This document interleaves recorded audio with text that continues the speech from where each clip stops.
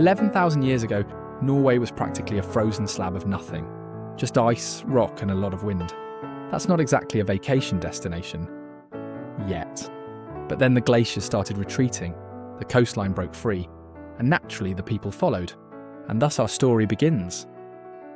The first Norwegians started the same way as any other nation did.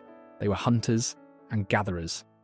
But of course what they gathered depended on what was available at the time. In this case they tracked reindeer north as the ice pulled back.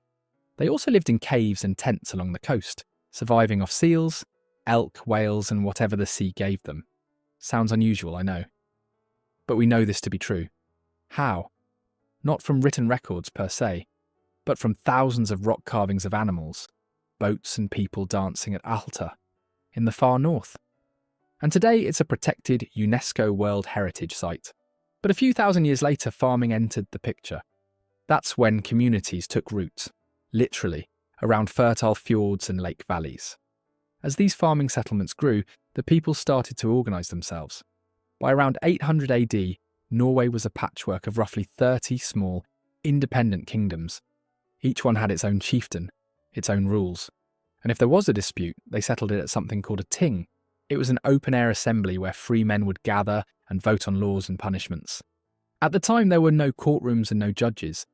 It was literally just a group of farmers standing in a field, deciding things together. And guess what? That tradition didn't end there. Because here's a fun fact for you. The Norwegian parliament is still called the Storting, literally the big thing. So Norway was always a place that believed in having a say. Then came the Vikings. Now look, I know you've heard of the Vikings before. You've seen them in movies, and you probably think you have a pretty good idea of what they look like. But the reality was, the real Vikings were different. Starting around 800 AD, Norwegian warriors began sailing west in ships so fast and shallow, they could navigate rivers as easily as oceans. They raided monasteries in England, sure, but they also founded cities in Ireland. On that note, did you know that Dublin was originally a Viking settlement? No. Well, now you do. Besides raiding, the Vikings were master colonisers, settling in places like Iceland and Greenland. In fact, they explored so much that they became the first Europeans to reach North America, roughly 500 years before Columbus. Not only that, they reached Baghdad, and they even scratched graffiti into the marble walls of the Hagia Sophia in Istanbul that basically says, Halfdan was here. Pretty impressive, right? So as you can see, the Vikings weren't just raiders. They were a lot of things. Traders, explorers, craftsmen, and frankly, some of the most ambitious people to ever pick up an oar. But we're getting ahead of ourselves. Let's go back to the story. Up until this point, Norway was still a divided land of rival chiefs. That all changed in 872 AD, when a chieftain named Harald Fairhair won a massive naval battle at Hafrsfjord and declared himself the first king of a unified Norway. It was a high point for the nation. But sadly, it wouldn't stay that way. See, over the next several centuries, Norway got passed around. First, the Black Death wiped out nearly half the population in the 1300s, leaving the country too weak to defend its interests. Then, in 1397, a Danish queen named Margrethe pulled off one of the most ambitious political moves in history. She united Denmark, Norway, and Sweden under a single crown called the Kalmar Union. Among the three, Norway was the smallest and the poorest. For a long time it was treated like a mere province, a footnote in the Danish crown story, if you will. But as we'll see later on, Norway will forge its own path. In 1523, Sweden broke free from the Union, but Norway didn't get the same chance. It stayed under Danish rule for nearly 300 more years. So let me give you the rundown of what that looked like. The Norwegian language was replaced by Danish in all writing. The Norwegian church answered to a Danish king. Even the capital, Oslo, was renamed Christiania, after a Danish king, of course. Then came the Napoleonic Wars, which turned everything upside down.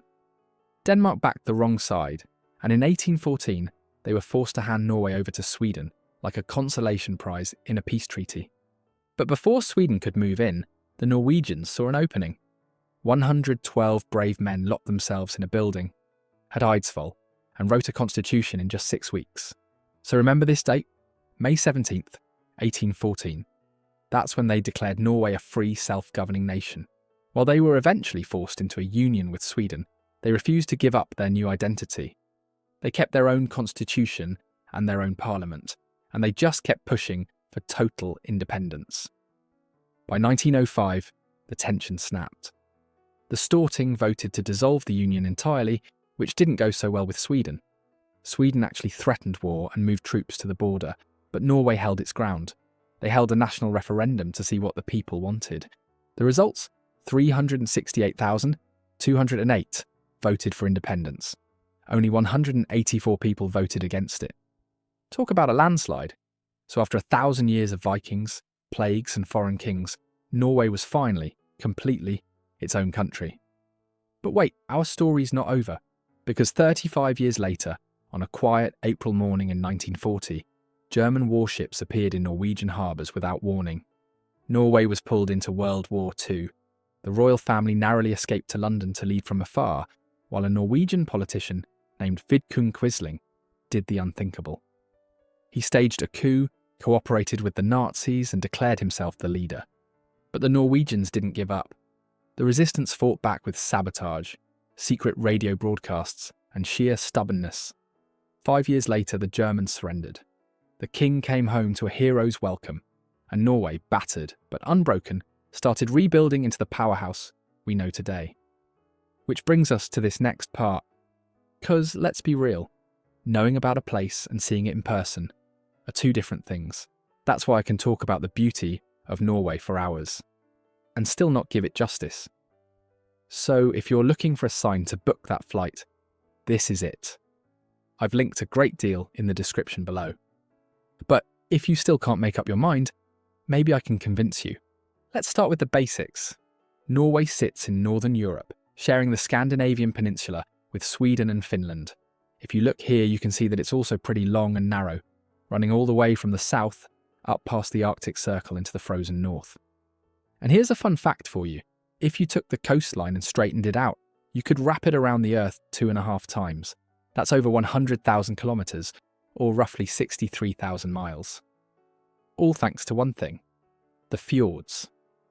So, fjords, sure, we adopted the word in English, but that word is actually Norwegian.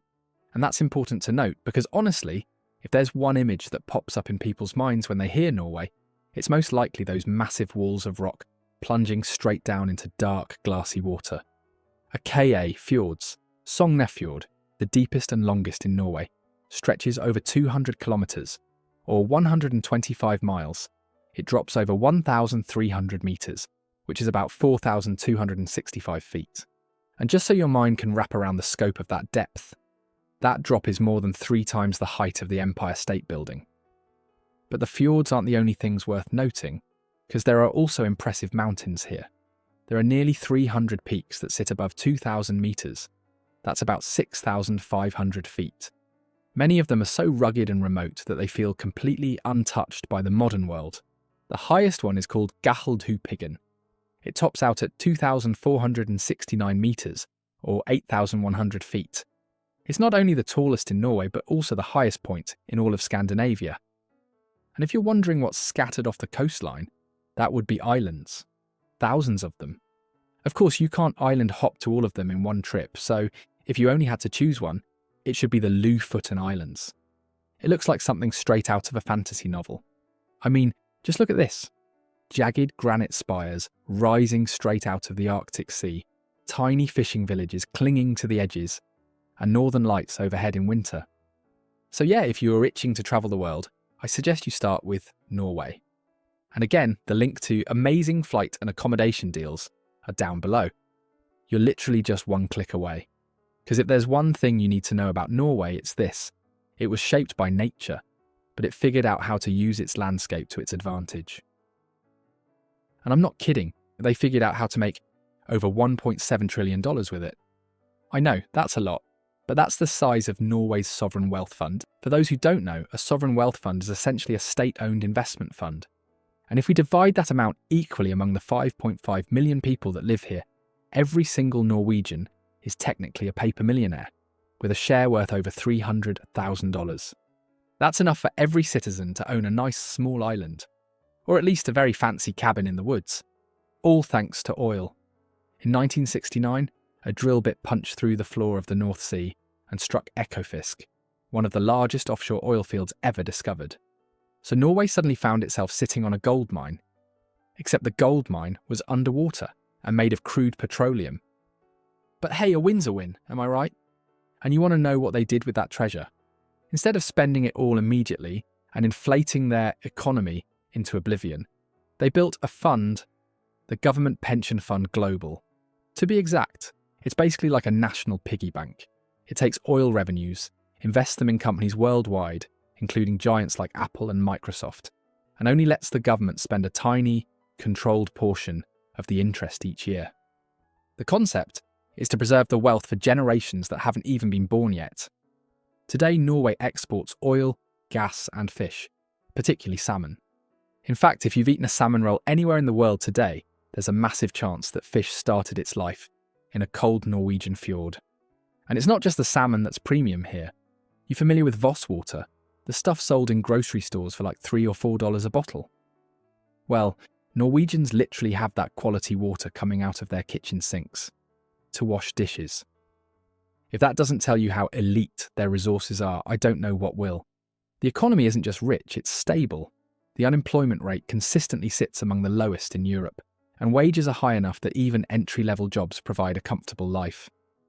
Oh, and if those weren't enough, the Human Development Index, which measures quality of life, education, and income. Norway has spent most of the last 2 decades ranked number 1 in the world, so clearly they're doing very well. But of course it's not without its complications. There's been a lot of talk lately, and even some best-selling books, asking a bold question. Has Norway become too rich? The argument goes like this. When money is always available, the urgency to innovate disappears. Productivity can stagnate. Hard decisions get postponed. After all, why fix a difficult problem when you can simply throw money at it? I know that this is a pretty strange problem to have, but it's still a real one, because what does success even mean once you've already won the economic game? Well, turns out the answer might be found less in the bank account, and more in something much harder to measure. Culture. Let's talk about it. Okay, so far here's what we know about Norway. They're a country forged by ice and isolation, shaped by centuries of foreign rule, tempered by war, rebuilt by strong will, and quietly made wealthy by something they found underneath the sea. And yet, none of that fully explains the people. Like, how are the people of today impacted by those events? Well, let me tell you. On May 17th, they celebrate Constitution Day.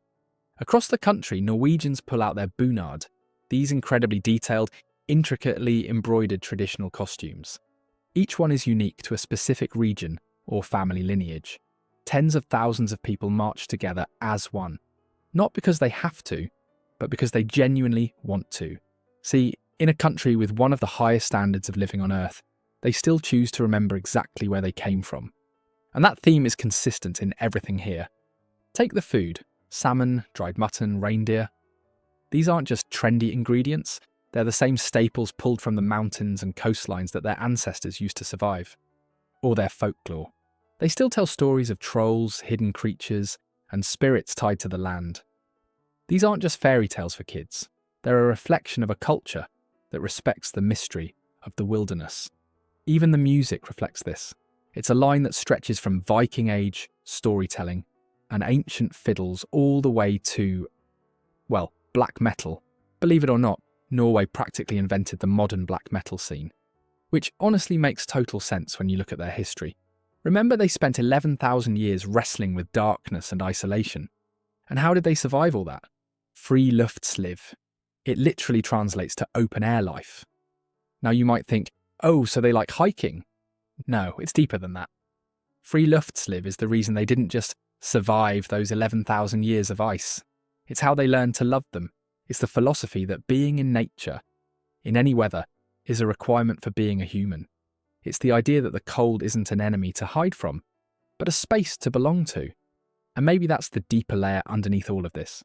The history, the geography, the oil fund, the fjords, they're all part of the same story. Which begs the question, do you think Norway is on the right path? Or do you think having all that wealth might eventually lead to stagnation? Let me know your thoughts in the comments below. And as always, if you enjoyed this video, You'll love this next one.